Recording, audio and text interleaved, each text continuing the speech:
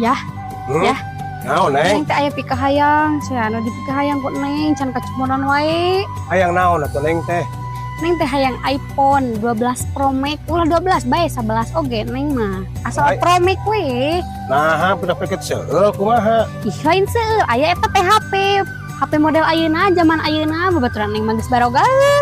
Cuma teh boga penyakit seueur atuh promah we seueur mah. Lain HP zaman ayeuna alus bisa tiktokan neng teh kete lamun dipangmeserkeun iPhone 12 Pro Max teh. Oh, ya kahayangnya. Kela ieu. Mumpung ayah boga duit suput salinung tuh non suput salinung ti nung maneh. Naon aya? Anu ayah teh ngajual domba anu bajir teh ya.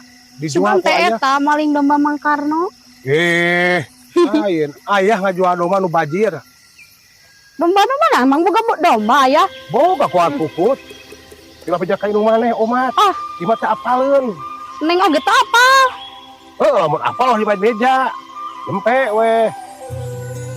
Pernah yang HP teh ya. Nya atuh komo we HP mah. Baik ke pemilikan HP mah. Kila pejaka inung maneh jempe we. Moal. Ribu si Tarsih mah. Penyahuan buka dan penyahuan buka salaki buka duit. Beruut tuh. Sapang pangmeserkeunnya iPhone 12 Pro Max.